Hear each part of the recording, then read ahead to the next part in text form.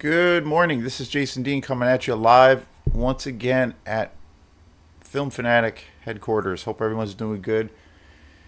Thanks again, everyone, supporting this channel. It's been great. It's been a really fun ride, and I really appreciate people checking out and boosting the all the views for the channel. And more folks have been commenting. It's been great. I've been, getting into some more conversations with some folks online about all of these strange movies that I post, and I love it. And I'm always surprised, like I've said before in previous shows, I'm always kind of taken aback by some of the movies that I post that get the biggest hits. Again, try to mix up things with this channel. I've been doing some documentaries, and I've been doing some specialty shows where I'll focus on things that are not necessarily directly around a film, but are definitely film related. Like shows around film composers that I really love, or soundtracks that I really love. And then I did a show where I talked about kind of the state of how I feel social media affects the outcome of a movie as far as how it will perform at the box office, where people, critics and fans alike, have more of a platform now to voice their opinion and have a bigger audience, and how that affects sometimes to a big to a big on a big scale, how that affects certain films that are coming out. And also around I talked also about, the negative environment sometimes films are looked at, as far as even by people who love movies, but seem to be very much concentrating, or their dialogue seems to be very much concentrated on negative aspects of the films. It's always a thing, but it always seems that people get more attraction, as far as what I see online, get more views and attention from people who put negative criticisms of movies, or say, like, for example, their top 10 worst movies of 2022. That always seems to get more and more attraction, and there seems to be more of an emphasis on those things as opposed to the other way around. And it's a funny thing. It's a weird thing, and a lot of the times, it's pretty much all out negative, a very negative presentation, and that's cool and all. And I love that people have their opinions, but again, it's just kind of the state, and that everyone and their grandmother who has an opinion can, grab a microphone and a laptop or a camera and post videos, and suddenly they're kind of a specialist, and they might not be as well versed in films, and they might not be as experienced to maybe really make that judgment call and feel that they're important enough to to reach an audience or to state their opinion. It's a funny thing.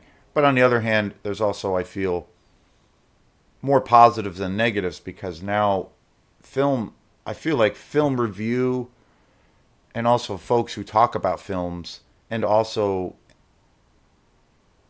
which I think is the best aspect of it, are filmmakers that or I should say YouTubers that are doing shows on films that are not really talked about. And I think that's the most important part of it, because at the end of the day, it's really about the films. It's really about, there is a community on YouTube that really appreciates film, and myself included. And I've been reaching out to a few fellow YouTube people out there that I've connected with, and they've been really supportive. And at the end of the day, it's about the films. And so it's been really cool to see that that's been happening. And I feel that's even more of a thing than, say, the negative side, or the negative aspects of social media is that there's been more voices expressing those interests, and I just think that that's really awesome and really special. And a lot of the people that are bringing about or bringing shows to YouTube that are talking about, say a lot of films that are really obscure are, really talented, really smart. They know what they're talking about. They're really versed. They've taken the time to make that call. It's like anything. I feel one analogy I sometimes think of is like I have a deep appreciation for art. Say, in more the aesthetics or the creation of, like, say, painting. I do have a deep love of it. There are a few painters that I really love. For example, Sidney Pollock, Rothko. But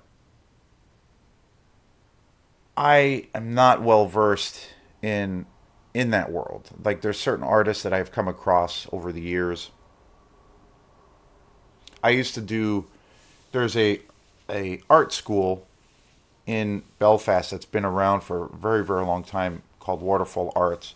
And at one point, I was involved with them. I was actually on the board at one point with that organization, and they were basically cultivating this art scene where they were bringing in lots of people from the art world to do workshops. People that were pretty well known, providing classes at a pretty good rate for the local community. Also providing a space for people to have art shows, but then also providing a space for music events to go along with these art shows. So I was involved with that for a while around that aspect. For quite a few years. Quite a few years ago, I was pretty invested in that. But and during that time, I did learn a little bit about certain painters, and there are certain painters that I really like. But I've never, I do not feel that I'm, like, well enough versed in that particular field to really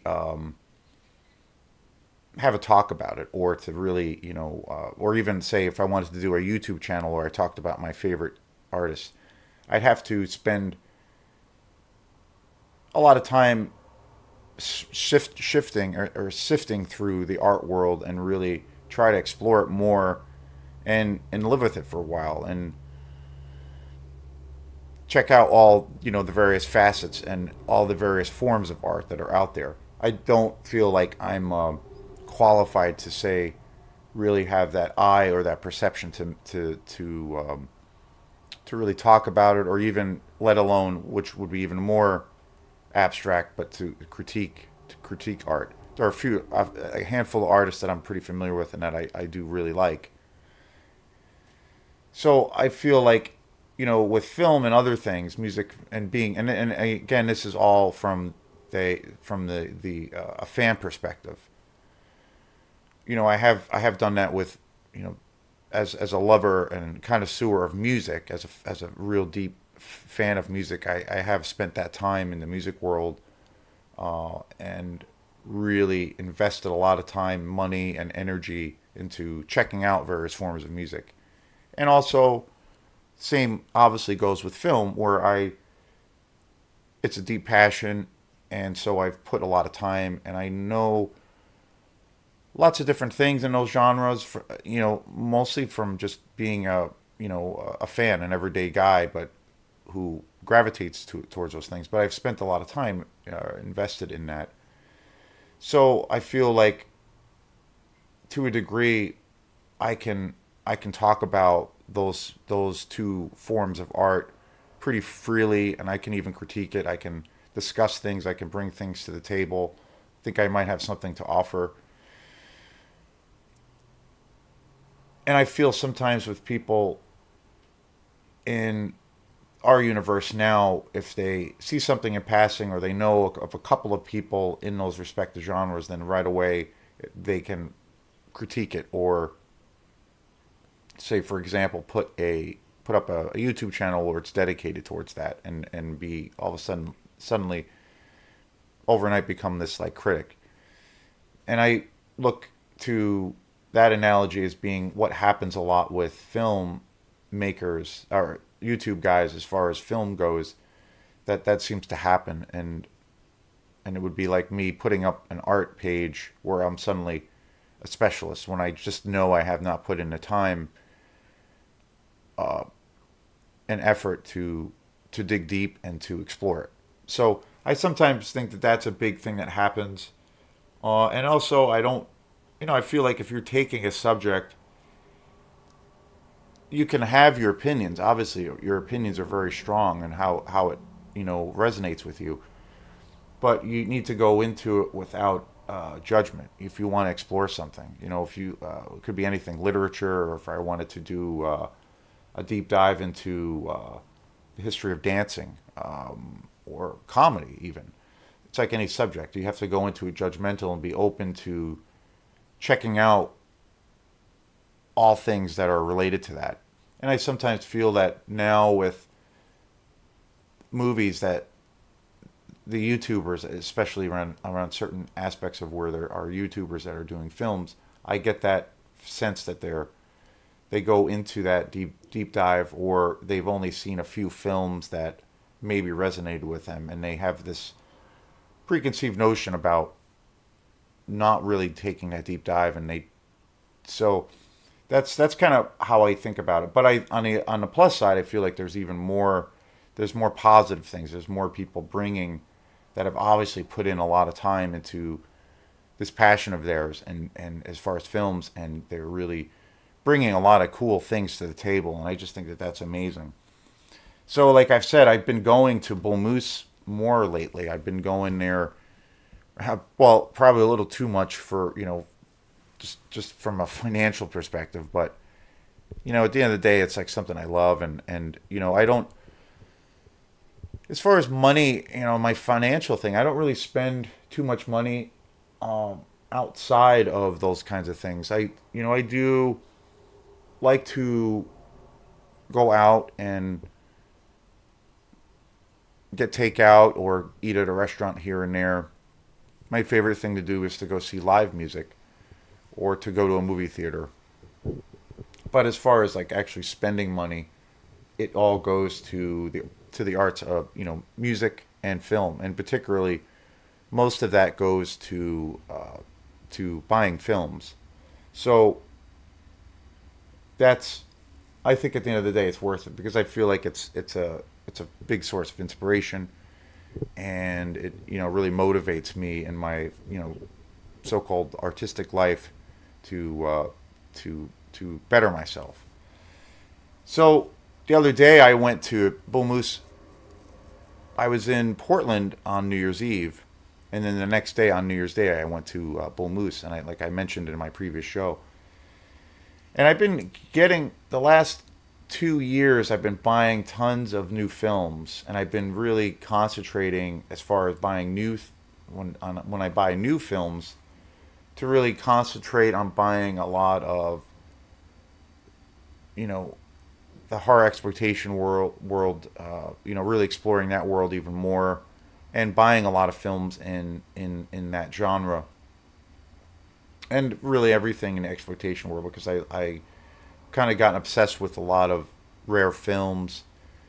And also, I've been taking lots of chances by seeing and by buying movies that I've never seen before, and certain films I have seen before. So it's been a wonderful ride. And the other thing, because I've been doing that more as far as how I buy new movies on Blu-ray, I've become really familiar with the certain companies that are putting these out. So now it does make it a little bit easier to buy movies. Whereas before, like for example, when I was in Portland, we went to the Bull Moose shop in South Portland, and that shop is massive. It's huge. It's probably the biggest one that I know of. It's a big, basically open space, almost like a warehouse. So they have so many options, and there's so many choices, and it was kind of overwhelming when I first went in there, and it was like, holy mackerel, where do you start and where do you begin? And then try to make choices, because there's so much cool stuff. But with my with me gaining knowledge around a lot of these companies that are putting out a lot of these amazing movies, it makes it a lot easier. Companies like Severin, Mondo Macabra, the Blue Underground, Synapse.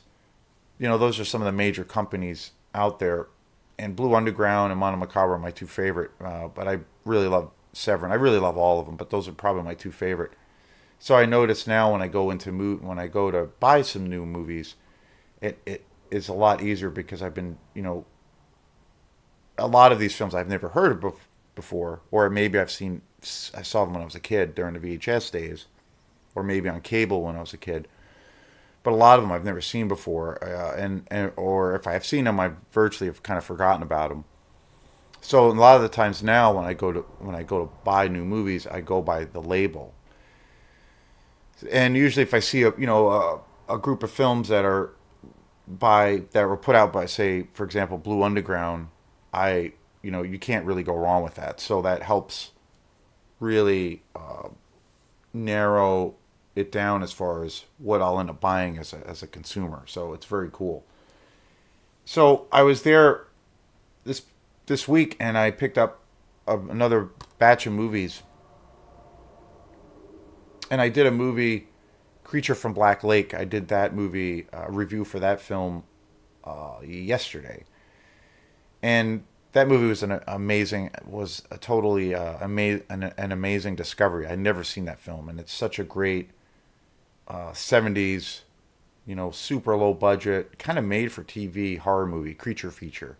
Very much in the kind of exploitation world, but super low budget and silly and goofy, but kind of amazing. Totally love that movie, and that was one I never seen. Another film, and I had heard about this movie because a lot of times there's a certain group of YouTube guys that I check out that really kind of emphasize and talk a lot about these films.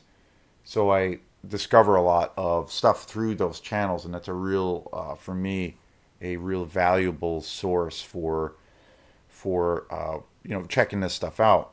And this movie, Creature, this science fiction epic, this was one that's been popping up in a lot of these shows that I've been checking out. And I was like, wow, like that sounds awesome. And it was put out by Vinegar Syndrome. Vinegar Syndrome is another company that I didn't mention, but they're amazing too. They also put out just an amazing assortment of all of these like super low budget exploitation movies, horror, science fiction, giallo, you name it. American movies, foreign movies, Italian movies, Spanish films. They're just a fabulous company. And so they had this there, and I've been hearing about this film for a couple of months, and it kept coming up, and I'm like, yeah, that looks familiar. It came out in 1985, and I'm like, oh, I think it looks really familiar, but I don't think I've seen it. And so I was in Bull Moose, and I saw it, and I was like, oh, awesome. And it's the Blu-ray, and it's a really great, beautiful package. It came out in 1985, and I watched it last night, and about 5 or 10 minutes into it, it brought back all of these like nostalgic memories. And I remember seeing this film as a kid. I was like, no shit. Like this was a movie that I used to see a lot. And when I looked at the cover again, I was like, oh yeah, I remember seeing this cover back in the VHS days when we would go as a family to go to the local video store when I was a little kid. And I would always go to the horror section, and I remember seeing this movie out there, and I remember renting it a bunch of times when I was a kid. And it was so funny, about 5 or 10 minutes into the film, I was like, most of it I forgot, but about 5 or 10 minutes I was like into it, I was like, oh, totally. I remember seeing this a bunch of times as a kid. But of course, I never saw it in this, kind of high level quality. It was always on kind of crappy VHS, on like kind of a crappy TV. But at that age, you don't really care about that kind of thing. So I was super excited, and this movie is so wow, it's so terrible in so many ways, but it's just so awesome, and it's so satisfying. It came out in 1985, and I feel like this movie is kind of, in a lot of ways, like the definition of a horror sci-fi exploitation movie. It was directed by William Malone, and uh, it stars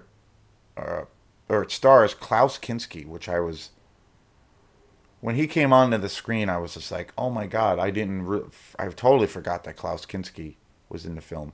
And viewers out there, I'm sure, are pretty familiar with Klaus Kinski, or maybe you're not, but he's most well known for his work with Werner Herzog, the really, brilliant German director who's made all kinds of films. He's also made documentaries.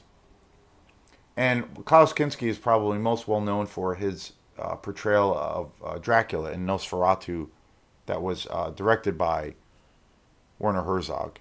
And he's also done Argyle and Fitzcarraldo. Just an amazing collaboration. They've had an amazing collaborative career over the years. But Klaus Kinski is notorious for basically being kind of a crazed lunatic. There were, all these, just amazing stories of him basically, where he would be on set and something would set Klaus Kinski off and it would just erupt into violence and he would just freak out and just like, he got into fights, physical confrontations with Werner Herzog. I kind of feel like maybe Klaus Kinski was maybe to a degree bipolar or something, but he was kind of this crazed, super eccentric actor. But I also feel like he was a genius, I think, in a lot of ways. And, and I feel like he's one of those guys that just couldn't really deal, with quote unquote reality when he was not in that creative space. But his body of work is just incredible. So when I saw that he was, when he came, when he suddenly was a character on the screen, I was like, oh my God, I couldn't believe it. And I had no idea that he was in this film. So I was like even more excited. And it also stars Stan Ivor, Wendy Shaw, Diane Salinger, Robert Jaffel, and Eileen Seeley, and Lyman Ward. And this movie is I feel like it's such the kind of a definitive example of an exploitation movie, because this movie came out after Alien. It came out after John Carpenter's The Thing, Ridley Scott's Alien, and this movie is such a ripoff of those two movies. I feel like when I was watching it, and about, like I said, about 15 or 20 minutes into it, I was like, yes, I've totally seen this movie. I've definitely seen this movie. There were certain scenes in it where I was like, it brought back memories. I was like, I definitely, and I started to remember some of the characters in it, some of the actors and actresses. But again, it had been so long, and I didn't remember. I forgot the movie as a whole as to where it was going. But right from the beginning, it's hilarious because it rips off to such a degree that it's just like kind of absurd. Alien, directed by Ridley Scott, which came out in '79, and then also John Carpenter's The Thing, which came out in 1982, and then it's also a combination of the original Thing that came out by Howard Hawks, which came out in the '50s, which was the first version of The Thing, based on the book Who Goes There, and it was such a ripoff. A lot of key moments of those stories, and also the effects, like even the whole thing around the Nostromo, which is the principal ship in Alien. They basically tried to create that with Creature. But the real thing that's so different with those two films is both of those films had really big budgets. I kind of consider those to be, they're just amazing classic films, but they had really big budgets. They're Alien, I look at that as being more of a almost like a highbrow level of a film, meaning that it has more, obviously, luxury of having more quality put into it, like really great actors, really well top-notch director being Ridley Scott and John Carpenter. Really, both films had very, very huge budgets. They, for the time at least, and especially Alien. The production value was just incredible. The caliber of the actors was just incredible. So it's like high level. It sets this bar. But with the exploitation world, or films that are like the super low budget kind of indie versions of those, there's usually always actors that are not very well known or have very little experience. Some people have had no acting ability at all, have had no experience. The script is usually done in a shorter amount of time. It's sometimes rushed, or it's sometimes created in the moment. And the biggest thing about it is the budget is so little and so minuscule. So, they obviously are, from a technical standpoint, really limited to what they can do and what they can show. But because I love those films so much, I feel like those movies, when that happens, especially in the kind of the exploitation world, or the real low budget kind of cult movies, I feel like if it's a cool story and it's got good atmosphere, it just enhances that whole experience. It makes it that much cooler because of all of these limitations, and it takes on this thing where it feels like it's like guerrilla filmmaking, and they have all this passion, the filmmakers, but they're just like, and they're wearing their heart on their sleeve, and they're just going for it because they don't have any kind of luxury whatsoever. And that's the primetime difference with, you watching Creature and watching Alien, but Creature is so incredibly low budget. It's unbelievable. Like, you can actually see, like, you can just tell on certain levels that the stuff was, like, built, and you can almost see the people behind it holding these things up. It's incredible. But the thing that's so awesome about it is as much of it is, as I feel, as it is a knockoff or a ripoff of John Carpenter's Alien. I mean, John Carpenter's The Thing, and Howard Hawks' The Thing, and also Ridley Scott's Alien. As much of a knockoff as it is, and as much as it kind of tries to be that movie, because of the low budget nature of it, it has its own thing. It has its own vibe. And it's, way more campy. It's way more silly. There's a couple of scenes in the film, especially in the beginning, where the dialogue is kind of so terrible, where it's like you're almost kind of cringing. But then it like takes on this thing of where it's kind of funny, and it almost feels like you're watching a little bit of a comedy. Whereas like Alien, especially Alien and The Thing, like, they're very serious movies. They're very dark. There's a lot of suspense, but there's no comedic kind of thing. There's no, they're heavy movies that way. Whereas because of the nature of this film and the level of the effects and the locations and the actors and the dialogue, it probably wasn't intended to be a comedy, but because that level is not there, or where those other films are, it takes on this thing of where it's like really silly and campy.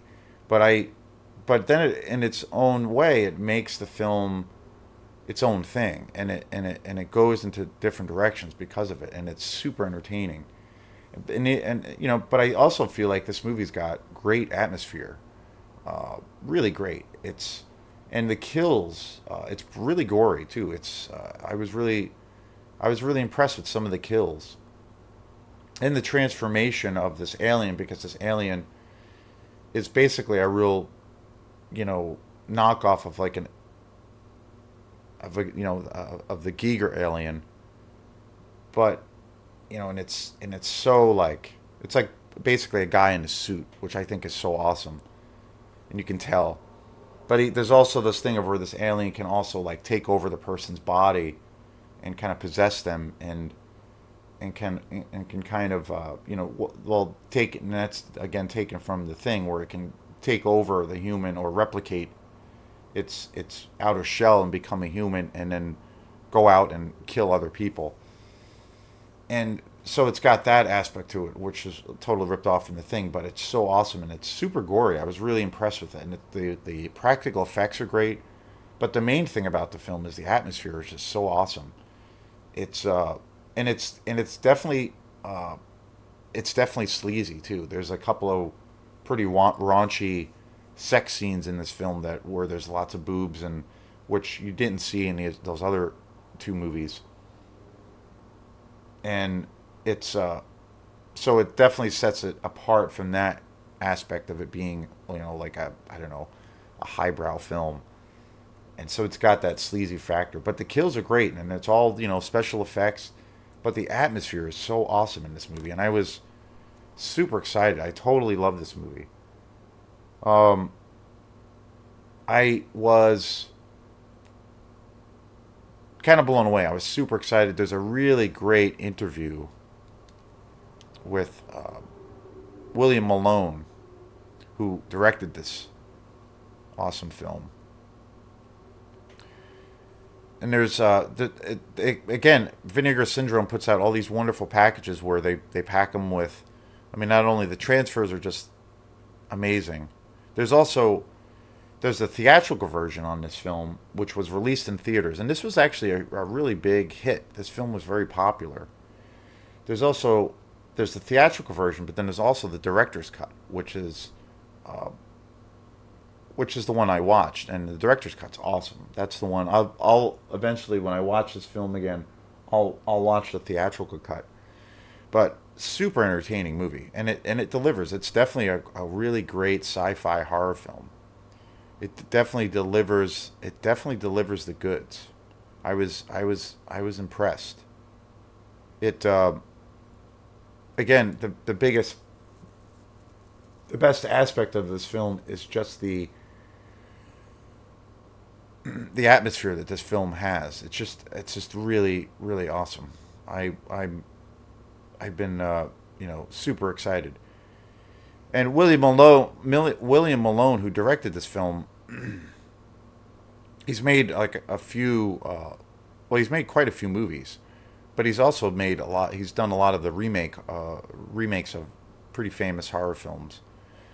He did a remake of House on Haunted Hill, which was originally the William Castle movie, which is such a classic.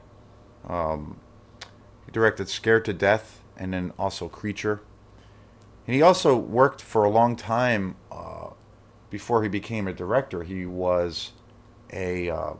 he worked in the effects departments in different films, so he had a pretty big background in creature effects and horror effects in a lot of the early, you know, horror films of that time in like the 70s and 80s, which I thought was really interesting. So he brought, you know, he had this real, you know, artistic vision already as a director, or and I should say experience as being you know, working on the production side and the effects side.